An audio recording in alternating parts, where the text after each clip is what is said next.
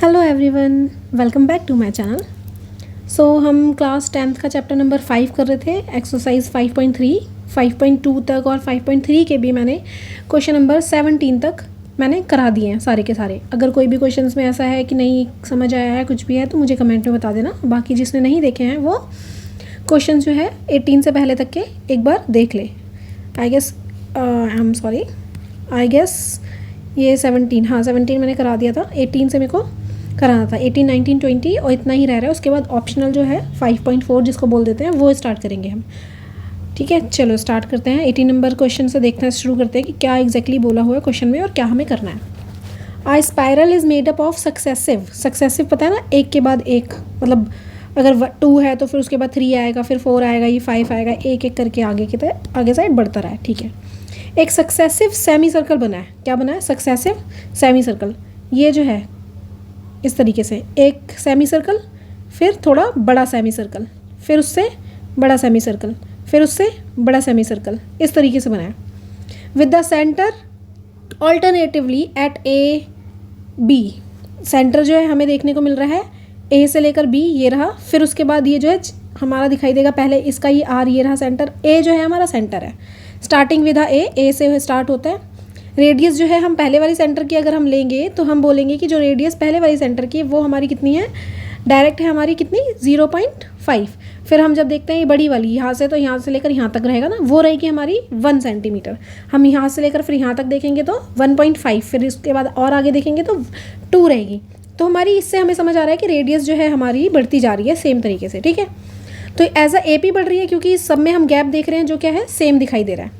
ठीक है, इससे हमें सिर्फ ये समझ आता है कि ये क्वेश्चन जो है AP का है, क्योंकि ये डायरेक्ट जब एग्जाम में आएगा तो हमें ये नहीं पता होगा किस चैप्टर का है। तो सबसे पहले ये समझना ज़रूरी है कि क्वेश्चन जो है किस चैप्टर से आया है या फिर हमें क्या करना है। इससे ये समझ आता है गैप सेम दिखाई दे रहा है, तो हमारा ये क्या है, AP है। टोटल लेंथ हमें बताना है कि हम जब स्पाइरल बनाएंगे 13 कॉन्जिक्यूटिव सेमी सर्कल में। कॉन्जिक्यूटिव मतलब ये इस तरीके से सेम 13 सेमी सर्कल बनाएंगे। ये सेमी सर्कल हो गया, दूसरा सेमी सर्कल हो गया, तीसरा सेमी सर्कल हो गया, चौथा सेमी सर्कल हो गया। ऐसे ही हमने बनाना है कितने, 13। ठीक है, तो हम देखते हैं कि एग्जैक्टली क्या करना है। तो सबसे पहले हम क्या करेंगे कि हमें सेमी सर्कल टोटल लेंथ का क्या मतलब है कि ये जो इसने यहाँ समझ लो ऐसे वायर लगाई है इसने, तो यहाँ पे जब उसने वायर लगाई तो ये जो वायर है कुछ सेंटीमीटर की रही होगी, दूसरी वायर भी उसने यहाँ पे लगा दी तो ये कुछ सेंटीमीटर की रही होगी, उसके बाद वायर लगाई तो ये कुछ सेंटीमीटर की रही होगी, यहाँ तक सेम वायर जो है कुछ सेंटीमीटर की रही होगी। अगर हम बात करते हैं सिर्फ ये वाले पॉइंट की तो हम इसको सेमी सर्कल बोलते हैं या फिर पेरीमीटर बोलते हैं। क्या बोलते हैं? पेरीमीटर बोलते हैं या फिर सर्कमफ्रेंस बोलते हैं, सॉरी। तो पेरीमीटर अगर हम निकालते हैं तो पेरीमीटर ऑफ सर्कल क्या होता है? पेरीमीटर ऑफ सर्कल हमें पता है क्या होता है। Perimeter of circle normally 2πr होता है, यही होता है 2πr, यही होता है, हमने पढ़ा हुआ है हमेशा से। तो हम क्या करेंगे, हम अगर फर्स्ट वाले पेरीमीटर जो है पहले सर्कल का निकालते हैं, फर्स्ट सर्कल का, तो हमें पता चलेगा कि क्या आएगा। वो भी ये जो है हमने सर्कल का निकाला है। अगर हम देखते हैं कि पेरीमीटर ऑफ सेमी सर्कल, किसका? Of semi circle. अगर हम सेमी सर्कल का निकालते हैं पेरीमीटर तो वो आता है 2πr/2, क्योंकि डिवाइड कर देंगे क्योंकि सेमी सर्कल है, तो πr बनती है हमारी वैल्यू। यही चीज़ समझ आई। अब हमें सबसे पहले हम सोचेंगे, अब हम दिमाग लगाएंगे कि ये जो है इसमें कितनी वायर लगी होगी। तो हम अगर यहाँ पे लिखें perimeter of first semi circle, first semi circle का अगर हम पेरीमीटर निकालना चाहें तो कितना आ जाएगा, πr1। अगर मैं लिखूँ r1 लिख सकती हूँ, चाहे मैं r ही लिख दूँ नॉर्मल, इस एज सच कुछ फर्क नहीं पड़ता। यानी कि 22 पाई की जगह रखेंगे और r हमें 0.5 दिया हुआ है वो इस तरीके से रखेंगे। हम क्या करते हैं, इसमें अभी वैल्यू नहीं रखते हैं। क्यों नहीं रखते हैं? क्योंकि इसकी कैलकुलेशन हमें दिखाई दे रही है कि काफ़ी ना फ्रैक्शनल में बन जाएगी और डेसिमल में बन जाएगी। मैं नहीं चाहती हूँ अभी डेसिमल और फ्रैक्शन में कोई भी वैल्यू को रखना, तो मैं इसकी वैल्यू जो है अभी तो इसी में रखूँगी पाई के अंदर। यानी कि पाई इंटू ये रहेगा हमारा 0.5, चाहे मैं इसको लिख सकती हूँ 5/10 पाई, यानी कि 1/2 पाई, मैं इसको ही लिख सकती हूँ। अब सेम तरीके से अगर मैं पेरीमीटर निकालूँ, perimeter of first 2 semi circle, first 2 semi circle, क्योंकि हमें क्या चाहिए, हमें चाहिए सेकंड AP। ये फर्स्ट बन गया, हमने यहाँ से यहाँ तक लगाया जो ये फैला था, फिर ये दूसरा रहेगा, तो ये अलग से हमें निकालना पड़ेगा, है ना। तो सेकंड हम देखेंगे कि ये जो हम सेकंड फर्स्ट नहीं लिखेंगे क्योंकि हमने इसको ऐड नहीं किया अभी, एडिशन का कोई अभी रोल नहीं है, सिर्फ हम AP निकाल रहे हैं। तो हम सेकंड वाले का देखेंगे कि सेकंड सेमी सर्कल जो है वो कितनी है। उसको भी अगर हम देखें तो पाई R2 लिख सकते हैं। पाई को ऐसे ही रहेंगे, R2 जो है कितनी थी 1, कितना था 1, तो अगर हम इसको लिखेंगे तो पाई आ जाएगा डायरेक्ट वैल्यू। अगर मैं थर्ड वाली निकालूँ 3 तक या 4 तक निकालना इज़ इनफ, उससे ज़्यादा निकालने की ज़रूरत नहीं है। थर्ड सेमी सर्कल, अगर मैं बोलूँ कि तीसरी जो सेमी सर्कल है उसका पेरीमीटर है जो कितना आएगा, तो पाई R3 हो जाएगा। तो पाई और थर्ड वाली ये दे रखी है 1.5, यानी कि इसकी जगह में डाल सकती है 1.5। 1.5 को मैं ऐसे लिख सकती हूँ 15/10 पाई, और कट हो जाएगा तो 3/2 पाई आ जाएगा। यहाँ ही तक करूँगी मैं, ज़्यादा नहीं, पेरीमीटर ऑफ 4 सेमी सर्कल नहीं करूँगी। अभी अगर हम क्वेश्चन में बोला हो कि first semi circle, second semi circle और थर्ड सेमी सर्कल का सम बताओ कि कितनी वायर लगी, तो हम डायरेक्ट सम कर सकते हैं ना। सम का क्या मतलब होता है, जिसमें A1 भी होगा, A2 भी होगा और A3 भी होगा, यही तो मतलब होता है S3 का। अब इसने बोला है कि ये 3 तक नहीं, ऐसे ही धीरे धीरे ये 13 तक गया है, 13 तक ऐसे ही सेमी सर्कल बने हैं। ये चीज़ समझ आया, 13 तक बने हैं। तो अगर मैं इसमें AP बनाना चाहूँ तो पहली टर्म तो मेरी बन जाएगी, क्या था, पाई/2 थी, सेकंड मेरी बन जाएगी पाई, और थर्ड मेरी बन जाएगी 3 पाई/2। और सेम तरीके से चलेगा, मैं 4 semi circle 5th semi circle नहीं निकाल रही हूँ, आपको निकालना है तो करना। अब यहाँ से अगर मैं D निकालना चाहूँ तो A2 माइनस A1 होता है, यानी कि पाई माइनस पाई/2 मैं इसको मान सकती हूँ। LCM में लूँगी, अब इसके नीचे क्या है 1 है, तो मैं अगर LCM 2 लूँगी तो 2 पाई आ जाएगा माइनस पाई आ जाएगा, तो पाई/2 मेरा D आ गया। D कितना आ गया, पाई/2।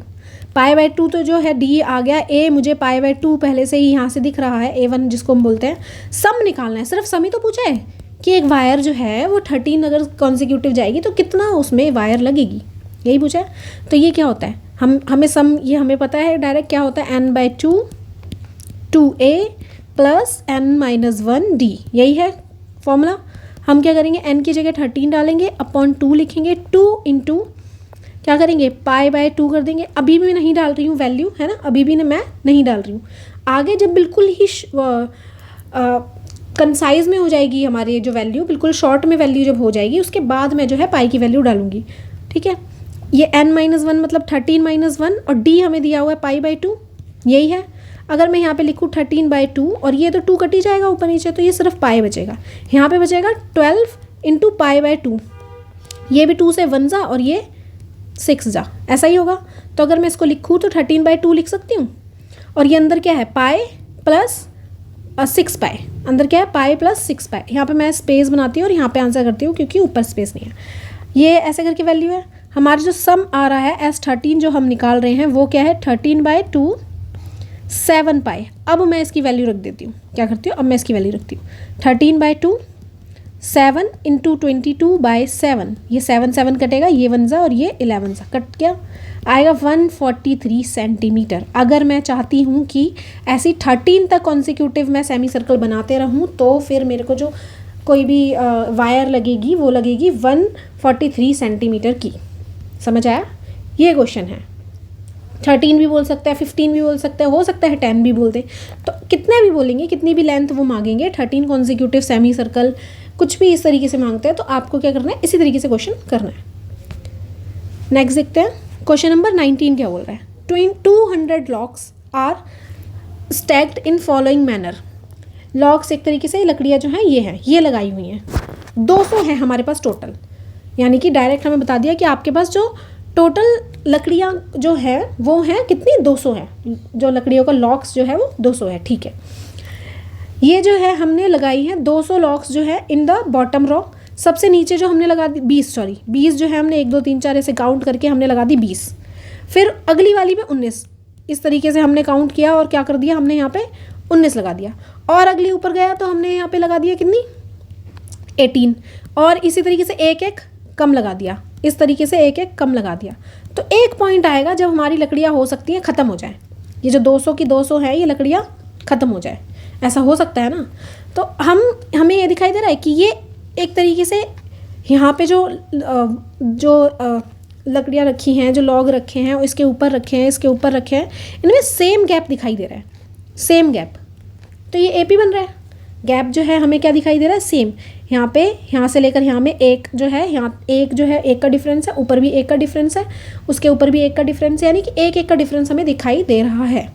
ठीक है, तो ये हम देखते हैं। अब यहाँ पे हम लिखते हैं कि AP फॉर्म कर रहा है क्या, 200 क्या है वो मैं अभी बताऊंगी। 200 एक्चुअल में सम है, ये क्या है, सम है कि हमारे पास टोटल लकड़ियाँ, अगर मैं बोलूँ कि ऐसे लकड़ियाँ आपने गुच्छा लगा दिया है, आप इसको काउंट करो, तो आप इसको A1 मानोगे, इसको A2 A3 A4 जहाँ तक लगी हुई होंगी, जो जिस भी लास्ट रो तक आपकी जो लगी हुई होंगी, आप उसको काउंट करोगे एस के फॉर्म में, सम के फॉर्म में। तो सेम तरीके से यहाँ पे सम जो है इसने बता दिया है कि इतनी लकड़ियाँ टोटल हैं हमारे पास। अब सिर्फ आप ये बता दो कि रो कितनी लगेंगी, रो हमें बतानी है। तो फर्स्ट AP जो है 20 आ जाएगी, सेकंड A2 जो है 19, थर्ड जो है ये 18, फिर 17, इस तरीके से ये चीज़ें चलेंगी। ये चीज़ अब हमें ये समझ आ गया कि हमें A1 जो है दिया हुआ है 20, D भी हमें पता चल जाएगा 19 माइनस 20, यानी कि -1 आ जाएगा, है ना। D आ गया, A आ गया। अब ईजिली हमें यहाँ पे नंबर ऑफ़ रोज़ निकालने हैं। इसमें हमने कुछ पार्ट रखा है, इसमें रखा है, इसमें कुछ लकड़ियाँ, इसमें कुछ लकड़ियाँ, लेकिन हमें पता नहीं है कि कहाँ तक लकड़ियाँ हमें रखनी पड़ी ताकि 200 जो है ख़त्म हो जाए, ये नहीं हमें पता। तो ये हमें पता करना है कि कितनी लकड़ियाँ जो है हमें रखनी पड़ेगी 200 ख़त्म करने के लिए। तो हम यहाँ पे SN लिखेंगे क्योंकि N की वैल्यू निकालनी है। ये पहला टर्म, ये दूसरा टर्म, ये तीसरा टर्म, ये चौथा टर्म, ये पाँचवा, छठा, अब कहाँ तक जाएगा ये हमें नहीं पता, तो N हमें पता करना है। तो क्या होता है N/2, फिर क्या होता है 2A N-1 और D। क्या चीज़ हमें पता है, हमें SN भी पता है 200, हमें सिर्फ N ही तो नहीं पता, हमें तो A भी पता है, कितनी है 20, N जो है वही नहीं पता, और D भी पता है -1। ठीक है, इसको हम ओपन करेंगे। ये जो है 2 इसके साथ जो है, इसके साथ एक्चुअल में डिवाइड में है, तो उधर ले जाओ, ये मल्टीप्लाई में हो जाएगा इंटू 2 करके। ये N है, ये आ जाएगा 40। अगर मैं ये 1 इसको मल्टीप्लाई करूँगी तो ये -N रहेगा, ये 1 इससे करूँगी तो ये +1 बन जाएगा, है ना, ऐसा ही होगा। ये तो 400 आ गया, ये अभी इससे मल्टीप्लाई मत करो, N अभी ऐसे रहने दो, इसको और इसको सॉल्व करेंगे, प्लस हो जाएगा, ये आ जाएगा 41 और ये -N। अब अंदर इसको जो है मल्टीप्लाई करो, 41N -N² और इधर 400, ये हमारा इस तरीके से जो वैल्यू हमें दिखाई देगी। ठीक है, हम क्या करते हैं, ये जो सारी वैल्यूज़ है इधर लेके जाते हैं, ये बन जाएगा N² माइनस में इधर आके प्लस हो जाएगा, ये प्लस है उधर जाके माइनस हो जाएगा, और ये जो है हमें दिखाई दे रहा है ये तो प्लस में पहले से ही है। मैं इसमें जो है वो लगाऊंगी मिडल स्प्लिट। डायरेक्ट में जो फॉर्मूला है हमारा फाइंड करने वाला, क्वाड्रेटिक वाला, जिसको हम बोलते हैं क्वाड्रेटिक फॉर्मूला, वो भी मैं लगा सकती हूँ, लेकिन मुझे यहाँ पे डायरेक्ट चीज़ें दिख रही हैं। ऐसा हो सकता है कि आपको नहीं समझ आ रही हो क्या हम करें क्या ना करें, क्या चीज़ वैल्यू डालनी चाहिए क्या नहीं डालनी चाहिए, बट मुझे यहाँ दिख रही हैं कि अगर मैं यहाँ पे वैल्यू जो है इस तरीके से रखूँ 16 और 25, क्योंकि 25 का टेबल आई गेस आपको नहीं आता होगा, बट ये मुझे दिख रही है। ठीक है, दोनों वे से निकाल सकते हैं, क्वाड्रेटिक इक्वेशन से भी और मिडल स्प्लिट से भी, तो मैं ये प्रेफर कर रही हूँ। इसमें अगर मैं माइनस माइनस लगाऊँ तो ईजिली मेरी जो है वैल्यू आ जाएगी। आप जो है अगर मिडल स्प्लिट सही करना चाहते हो, 400 को आप ओपन करोगे यहाँ पे, तो 2 ज़ा 200, 2 ज़ा 100, 2 फिर 52, फिर 25, फिर 5, फिर 5, फिर 5, और फिर इस तरीके से। फिर आप ऊपर की जो टर्म देखोगे वो तो 16 आ जाएगी, और नीचे की टर्म देखोगे 25 आ जाएगी, दोनों को ऐड करके 41 आ रहा है।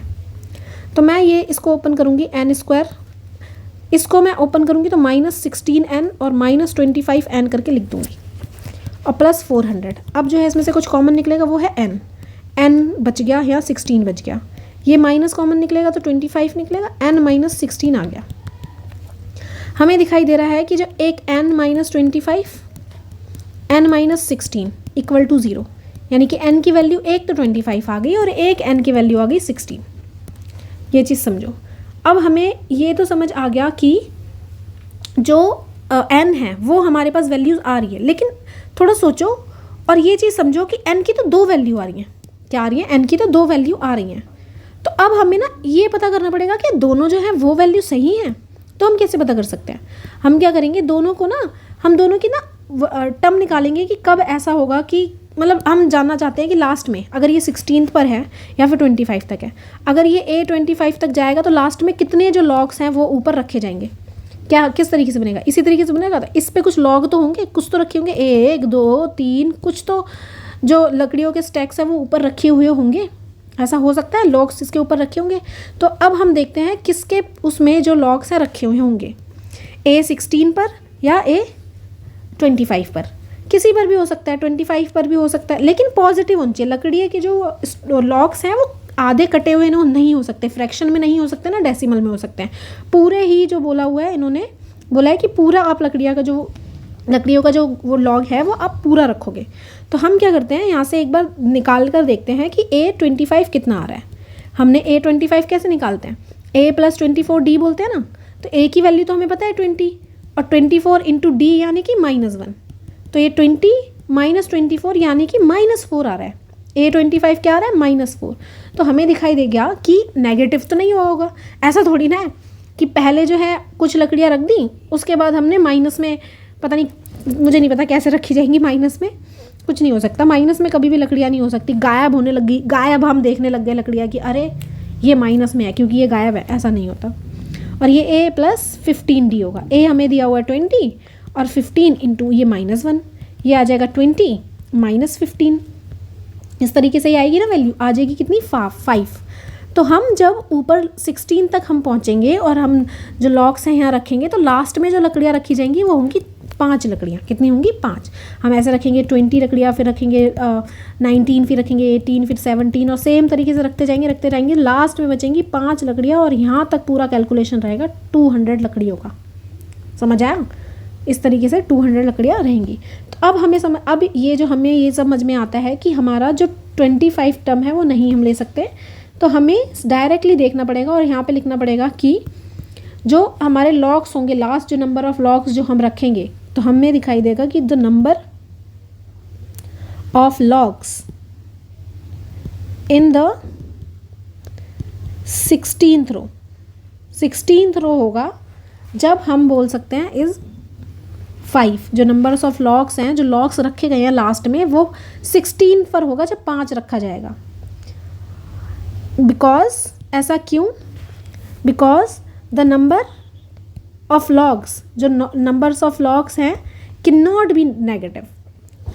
Logs can not be negative, कभी भी नेगेटिव नहीं हो सकती। अगर वो नेगेटिव नहीं हो सकती तो हम क्या बोलेंगे कि हमारे जो नंबर ऑफ लॉग्स जो हैं, जो सबसे ऊपर वाले पॉइंट पे रखे जाएंगे, वो क्या होंगे, 15 होंगे। तो ये डायरेक्ट हमें समझ आता है नंबर ऑफ लॉग्स जो हैं, जो प्लेस किए जाएंगे, वो कहाँ तक किए जाएंगे, 16 तक किए जाएंगे। तो यहाँ पे यही क्वेश्चन पूछा है कि हाउ मैनी रोज़, कितने रोज़ आएंगे, there are 16 rows, there are 16 rows. कितने रहेंगे, 16 रोज़ रहेंगे। ठीक है, तो इस वाले क्वेश्चन में यही था। और देखो 2 चीज़ें मांगी थी हमें, हाउ मैनी रोज़ तो मैंने बता दी कितनी है, 16 है। और एक और क्वेश्चन मांगा जो मैंने पहले रीड नहीं करा था, बट नेगेटिव और पॉजिटिव करने के लिए मुझे देखना ही था कि how many locks are in top row, कि ऊपर जो सबसे वाली होंगी वो उस पर कितनी लॉक्स जो है रखी हुई होंगी। ये मुझे 2 मेरे एन आ रहे थे, इसलिए मुझे निकालना ही पड़ा कि सबसे ऊपर जो है कितने लॉक्स जो है वो रखे हुए। एक में माइनस की नेगेटिव में वैल्यू आ रही थी, वो तो उतने लॉक तो रखे नहीं होंगे, तो यानी कि पॉजिटिव वाला जो है वो रखे हुए हैं। दोनों चीज़ें मांगी हुई है। ये आगे हमारा कि नंबर ऑफ जो लॉक्स हैं वो सबसे ऊपर टॉप पर कितने रखे हैं, और ये जो है कितनी रोज़ रहेंगी, वो दोनों वैल्यूज़ आ गई हैं। इस तरीके से निकालना है क्वेश्चन। 20 देखते हैं, 20th क्वेश्चन में जो है वो क्या दिया हुआ है। क्वेश्चन नंबर 12 ये बोला है, इन अ पोटैटो रेस, एक पोटैटो रेस हो रही है, बकेट जो है, a bucket is place at the starting point, यहाँ पे एक जो है बकेट रख दी गई है, विच इज़, जो ये बकेट है फर्स्ट जो पोटैटो रखा हुआ है उससे 5 मीटर दूर है, लेकिन अदर जो पोटैटो रखा हुआ है उसमें जो हम गैप देख रहे हैं 5 के बाद सिर्फ 3 का गैप है। आगे सारे जो गैप हैं, आगे सारे ये जो 3-3 के गैप हैं, कितने कितने के गैप हैं, ये 3-3 मीटर के गैप हैं। ठीक है, और ऐसे 10 पोटैटो रखे हैं। कितने पोटैटो रखे हैं यहाँ तक, एक ये हो गया, 2 ये हो गया, 3, इस तरीके से कितने रखे हैं, 10 रखे हुए सिर्फ। अब एक्चुअल मांगा क्या, ये तो सिर्फ स्टेटमेंट्स थी कि क्या है, किस तरीके से है, क्या चीज़ बोली है, डिफाइन किया है पूरी सिचुएशन को। अब आगे यहाँ से स्टार्ट होता है। अ कॉम्पिटिटर स्टार्ट, एक कॉम्पिटिटर जो है स्टार्ट करता है फ्रॉम द बकेट, यानी कि यहाँ से स्टार्ट करेगा, ये स्टार्टिंग पॉइंट है, स्टार्ट करेगा और सबसे पहले नियर वाला पकड़ेगा और फिर उसको वापस यहीं पे लेकर आएगा, यहाँ से फिर वापस यहाँ से स्टार्ट करेगा और ये फिर आगे वाला पकड़ेगा और फिर यहाँ से फिर वापस लेकर आएगा। सेम तरीके से क्या करेगा, ये सेम अब आगे जाएगा और सेम तरीके से ये वापस लेकर आएगा और बकेट में डालेगा, यही बोला है। वो जाएगा, पिक करेगा नेक्स्ट पोटैटो भी और फिर बकेट में ड्रॉप करेगा। सेम कंटिन्यू होती रहेगी, सेम रेस करती रहेंगे वो, same until the 10 potato, all potato की बात किया, डैट मीन्स कि 10 पोटैटो बकेट में नहीं आ जाते। टोटल बताना डिस्टेंस कितना भागी। अब थोड़ा ऐसे इमेजिन कर लो, नॉर्मल इमेजिन करो, पहले यहाँ से लेकर वो 5 भागी और फिर 5 आ गई यानी कि 10, फिर यहाँ से लेकर वो 8 भागी और फिर 8 आ गई यानी कि 16, फिर यहाँ से लेकर वो कितना और 8 और 3 11 और फिर वापस यानी कि 22, कितना हो गया 22। हमें यहाँ दिखाई दे रहा है कि ये जो नॉर्मल हमारी स्टेटमेंट होनी चाहिए 5 8 फिर 11, लेकिन ये इससे डबल है। कितनी है? डबल है, डबल डबल भाग रही है। तो अगर नॉर्मल हम देखें, नॉर्मल एपी अगर मैं बनाने की कोशिश करती, अगर हमें सिर्फ एक ही रो में भागना है, नॉर्मल अगर मैं एपी देखती, डिस्टेंस बिटवीन पोटैटो अगर मैं देखती, पोटैटो एंड बकेट, और बकेट के बीच में अगर मैं देखती, वो दिखाई देता मेरे को, पहला तो 5 है, फिर हमें 8 दिखाई देता, फिर मेरे को दिखाई देता कि 11 हो गया, फिर मेरे को दिखाई देता 14 हो गया। इस तरीके से ये जो कि मुझे दिख रहा है कि ये तो एपी में है, क्योंकि सबके बीच में डिफरेंस जो है सेम है। इसके बीच में भी 3 है, ये भी 3 है, ये भी 3 है, इस तरीके से यानी कि ये एपी बन रहा है। ठीक है, लेकिन इससे तो कोई फ़ायदा नहीं हो। मुझे तो ये बताना है कि वो जो लड़की है जो भाग रही है वो कितना डिस्टेंस कवर कर पा रही है। तो अब हम क्या करेंगे, हम अपना दिमाग इस तरीके से लगाएंगे कि जो एपी हम बनाएंगे वो ऐसे बनाएंगे, ये एपी बनेगा वो ऐसे बनेगा कि पहली टर्म जो वो भागेगी वो कितना भागेगी 10, कितना भागेगी 10। फिर दूसरा इसने क्या करा, उसने 5 तो भागा ही और 3 भी भागा यानी कि 8 भागा और फिर 8 वापस आई यानी कि 16। फिर उसने क्या करा, उसने 5 भी भागा, 3 भी भागा और 3 भी भागा यानी कि 5 + 3 + 3 कितना हो गया, ये हो गया 11 और यानी कि उसने 22। सेम अगर मैं और आगे का निकालूं और 3 इसमें ऐड कर दूं तो ये हमारा आ जाएगा 14 और ये हो जाएगा कितना 28। पूरा मैं निकालने की, मैं मैक्सिमम 3 तक ही निकालती हूँ, समझाने के लिए मैंने 4 तक आपको बता दिया। यानी कि ये A1 है, ये A2 है, ये A3 है, ये A4 है। क्या आपको लग रहा है गैप, आपको क्या सेम लग रहा है? देखो इसमें 6 गैप है, इसमें 6 गैप है, इसमें भी 6 गैप है, ये भी एपी में है। अगर सिर्फ स्ट्रेट लाइन में अगर वो भागती, अगर वो भाग कर फिर वापस आ रही है तो वो भी हमारा क्या है, एपी में है। तो अब हम यहाँ से देखेंगे कि कितना वो लड़की जो है डिस्टेंस कवर करती है, यानी कि एस निकालना है हमको, कितना 10 तक, यानी क्योंकि वो 10 बार जो है आना जाना करती है। पहले बार करती है यहाँ पे, फिर दूसरी बार करती है, फिर तीसरी बार, और सेम तरीके से वो 10 तक करेगी, यानी कि सम निकालना हमें 10th तक। हम ये फॉर्मूला हमें पता है क्या होता है, n/2 2a n-1 और d होता है ये फॉर्मूला। n की वैल्यू हमें पता है 10 और 2 लिखा यहाँ पे लिखा, a की वैल्यू हमें पता है कितनी है 10, d की वैल्यू हमें क्या दिखाई दे रही है, वो कितनी है हमारी 6। तो हमने 10 की वैल्यू भी दे रखी है, मैंने यहाँ पे पुट नहीं की, एक सेकेंड। तो 10 की वैल्यू भी हमें यहाँ पे दी हुई है, n की वैल्यू जो 10 है, यहाँ पे हम इसको काटेंगे तो आ जाएगा 5, ये आ जाएगा 20, ये आ जाएगा 9 × 6, ये 5 × 20 हो जाएगा, ये 54 हो जाएगा। इसको अगर हम ऐड करेंगे तो 5 × 74 हो जाएगा।